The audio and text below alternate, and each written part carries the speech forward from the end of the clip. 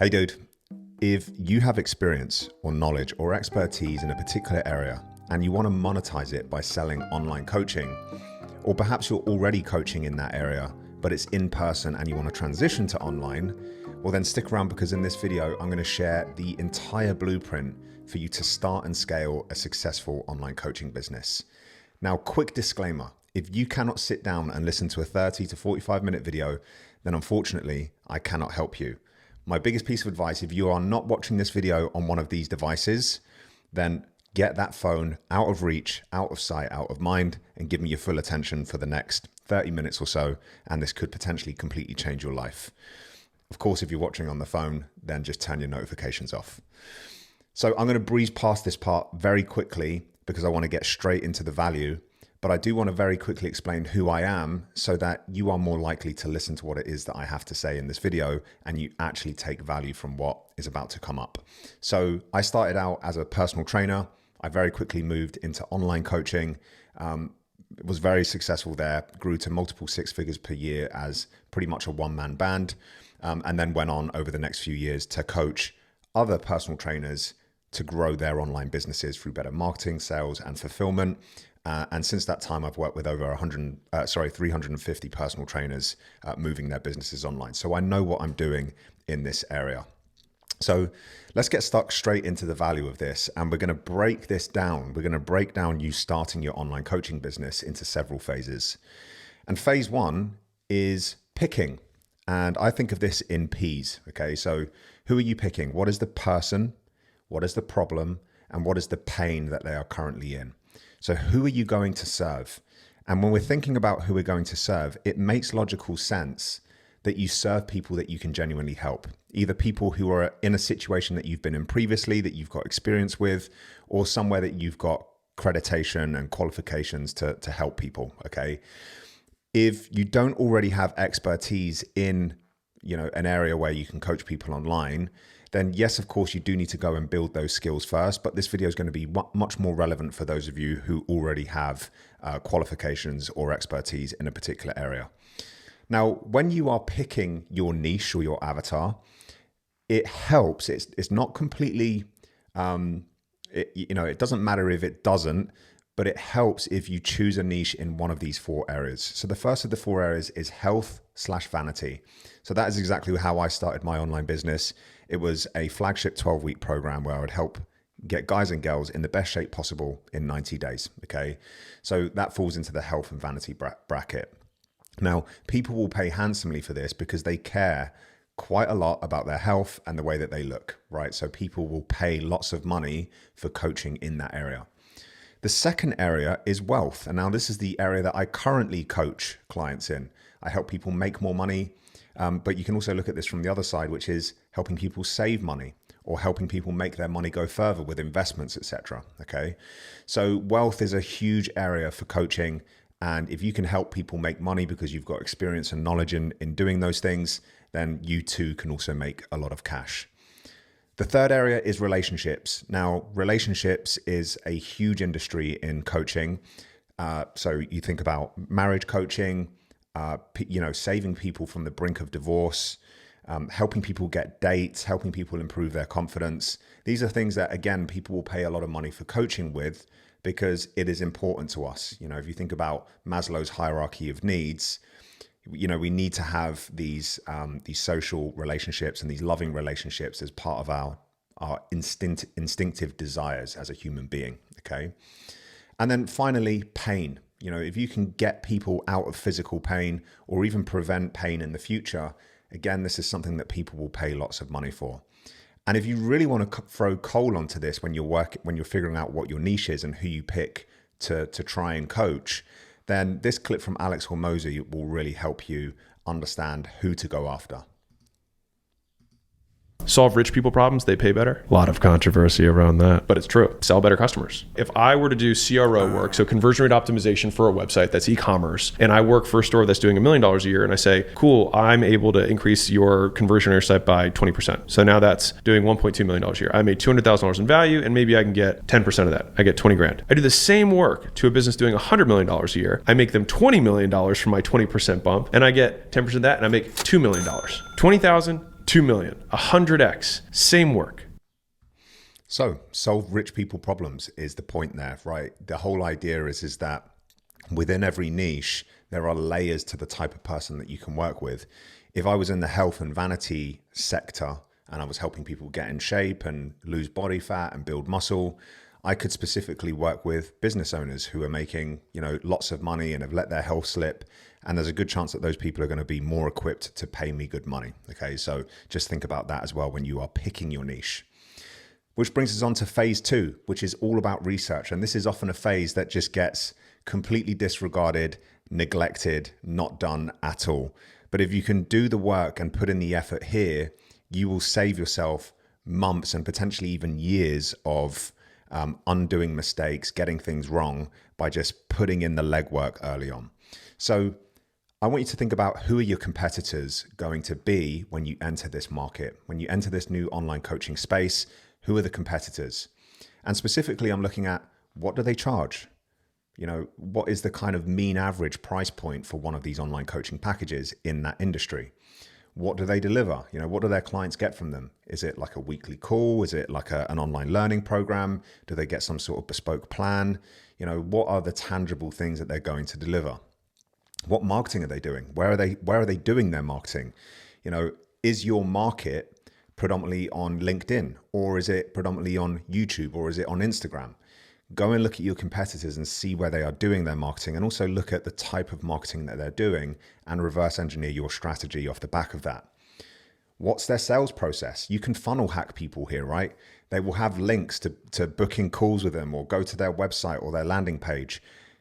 Go with curiosity, go through these processes yourself so you can see what's working for your future competition. And you can reverse engineer, like I said, your process, the systems that you use, and the way that you build your business using proven concepts that your competitors are already doing. Now, if you are not sure who your competitors are yet, nice and easily, get yourself on ChatGPT and ask it. Who are my competitors? I'm a business coach for agency owners, or I'm a personal trainer for entrepreneurs, whatever, right? Put in which area you want to operate in, and ChatGPT will give you a nice comprehensive list of all your competitors, and you can go and stalk what they are doing. Okay, so that is a bit of a pro tip there. Phase 3, we're looking at product design. Now, it's really, really important to understand this. As a coach or a consultant, your product is the service that you deliver. Okay, so all of the tangible bits and bobs that your clients get from you, that is ultimately the product. Okay, so I like to think of your product in several stages through the client journey. So for me, it starts at the moment the client checks out. Okay, now there are obviously processes and things that happen in your business before a client checks out. But the moment somebody hands over the money and makes that value exchange, that is the moment that they become a client and they are receiving your product. So I look at my product from the checkout to the way that they are onboarded, the client journey, so everything that they get whilst they work with me, what my deliverables are, how I'm collecting testimonials and referrals from those clients, and then lastly, how I'm offboarding them from my service once they've graduated and got the result they came for, and they go on their merry way. Okay, so those are the kind of subcategories within the product design that I like to think about. And to make this useful for you, I'm actually just going to show you some of the apps and software that I use to deliver my product in no particular order. So I use Typeform for collecting data. I use Gamma for landing pages and resources for clients. So like this presentation that I'm making now. Zapier is for automating business processes for a more streamlined and user-friendly delivery experience. School, I use to house my online learning material that my clients get access to when they join me. Slack is how I speak to my clients one-to-one and in a group setting. Stripe is how I collect payments. Zoom is how I do my one-to-one meetings and my group meetings. And YouTube is where I house my learning material / videos. Okay, so that's it. Those are the apps and software that I use to deliver my products. So you might want to go and check some of those out if you don't currently have anything. Phase 4, case study launch. We're getting into the nitty gritty now of you actually getting some clients and getting this business off the ground, right? Which is cool. So you need to take your new product and and prove to yourself and others that you can do what you say you do. This is really, really key. Now, in the early stages of a new business, any new business, you haven't yet proven the concept to yourself, and you haven't proven it to your market either. You haven't shown people that you can get them the result that you say that you can get them. So I like to split this into two camps. Number one, you have a camp of business owners who already have social proof. So classic example of this, when I started my online fitness business, I already had social proof from my in-person personal training clients. There was a direct crossover. The results that I'd got with my personal training clients helped me market my online fitness business, okay? So when I launched my online fitness business, I already had proof with the market. I already had evidence that I could do what I said I could do. So when I launched my online program, this is what I did.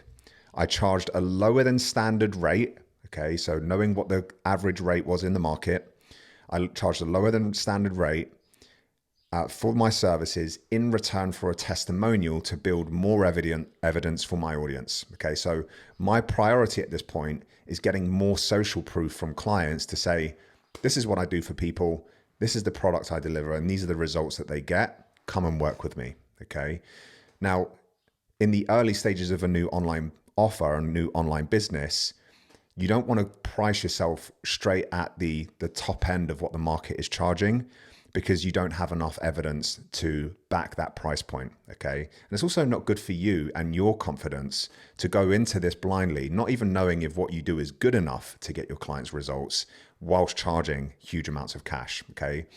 So that's the first camp. The second camp is if you have zero social proof. You've got the knowledge, you've got the experience, you've got the qualifications required to help your clients, but you've never worked with someone in the past. You've never helped a client actually go from point A to point B. Now, in this instance, you offer your service to your existing audience / network of contacts for free. And I've put in brackets here, or you use the Hormozy method. I'm going to come back to that in a second. So you offer these services for free in return for a testimonial at the end of their experience. So what is the Hormozy method? The Hormozy method is basically the way that he launched his online fitness business back in the day, okay? And I thought this was absolutely genius. The rationale for doing it this way is based on the premise that when people pay money, they pay attention, okay? If people don't have skin in the game, they usually don't value something, okay? So this video, as an example, could be super high value, really, really useful, good information, but because you haven't paid anything for it, there's a good chance that you click off this video, you don't action anything from it because you have no skin in the game, okay? That's understood in this space. Hormozy recognized this, but he didn't want to go to his contact list and say, look, pay me $1,000 for this online fitness program that I've just created, because he knew that nobody would take him up on it. Nobody would take him seriously. So what he did instead is he said, look, I will work with you for free for 12 weeks. I'm going to get you amazing results. And all you need to do is give me a testimonial and donate up to $1,000 to a charity of your choice and prove it to me. So what he did by this is he reduced the sales resistance. He showed people that he wasn't just trying to get their money, and he managed to get his clients to have skin in the game for the process by donating money to charity. And then that was the catalyst for him launching his online business. You know, he got 10 amazing results. I think the vast majority of those clients ended up staying on board with him as well and becoming his first paid clients, which is quite cool. And now he's got social proof that he can take to market and say, here's what I do for my clients. Okay, so that works phenomenally well. So phase 5, marketing, sales, and scaling. Now, the first point I'm going to make here is go and grab my free course. I've linked it in the description. I'm going to show you how to build a cult-like audience, a magnetic brand, so that people will actually want to come and work with you. It's a really great training. And I'm also going to give you some sales training in there as well. It's called the laid-back sales method. And it's going to show you step-by-step the exact sales process that I and my clients use to close high-ticket deals. So go and grab that, linked in the description. But in the immediate sense, I'm going to give you, in the most simple terms possible, the client ecosystem strategy, which is, again, the strategy that I and my clients use to consistently bring in high-ticket coaching clients. The first part of this puzzle is that we create short-form content on an appropriate channel. So by appropriate channel, what I basically mean is, for me, it's Instagram, because that's where a lot of my potential clients hang out and spend time consuming content. For you, if you work in the B2B space with, big businesses or whatever it might be, then LinkedIn might be the channel that you make most of your content. And that's absolutely cool. But think about where your audience is going to be hanging out. And I want you to make short form content or regular content for that platform. The second part of the client ecosystem is that we drive traffic to that platform. So for me, Instagram, with something that I call growth tax ads. Okay, so I'm getting new eyeballs onto my account by running these growth tax ads. And this is something I teach my clients in detail.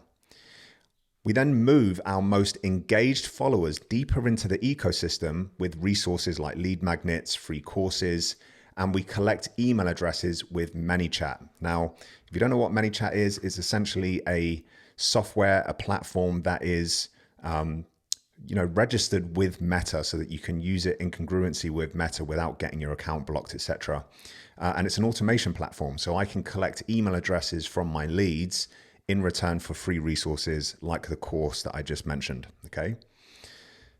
And then I create offers to my email subscribers every single week. So every week, my email subscribers, the people who have opted into receiving emails from me because they've downloaded my resources, they get offers and opportunities to come and work with me in Remote Pro.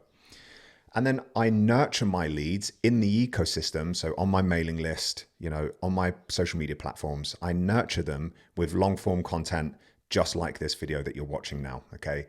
The long form content, the YouTube videos, the podcasts, etc., they are the nurture vehicle. They are the thing that are helping you to know me, like me, and trust me that I can help you in the fastest time possible. Okay. So we do that on a weekly basis. And then in the description of this video, you'll notice that there are direct call to actions in all of my YouTube videos so that you know how to take the next step. That is essentially the funnel, okay? You watch the long video, you take value from it, you start to build trust with me, you understand that I know what I'm doing here, you see my client results, which you can go and check out on Remote Pro Results YouTube channel, and you then take the next step by following the instructions in the description of the video, and that's how we get leads to inquire about working with us, okay? Nice and simple. Now, here's a really, really important point. You need to be ruthlessly patient. Ruthlessly patient. Now, these seem like, it's like a bit of a juxtaposition here, because ruthlessly is kind of like you have this impression that you're very voraciously going after something, chasing something, and patient is very much relaxed and on the back foot. But that's kind of how I see this, right? You need to be so committed to playing the long game. You need to be passionate about having zero expectations and playing the long game, because at the minute, social media is absolutely filled with gurus telling you that you can get rich quick. And the reality couldn't be further from the truth. Although starting and scaling these businesses is easier than ever with technology that we have, with knowledge that we have, it's also in many ways the most difficult time to start one of these businesses, because there's so much noise. There's so many people telling you different ways to do it. There are so many people burning clients and sending them back into the market with skepticism. So it is difficult to do. You need to be ruthlessly patient. You need to play the long game. You need to be client-centric. You need to think about getting clients' results over anything else. And the rest will just fall into place if you can stay in the fight for long enough.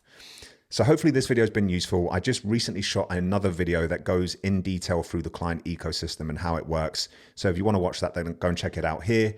And I will see you on the next one. Peace and love, guys.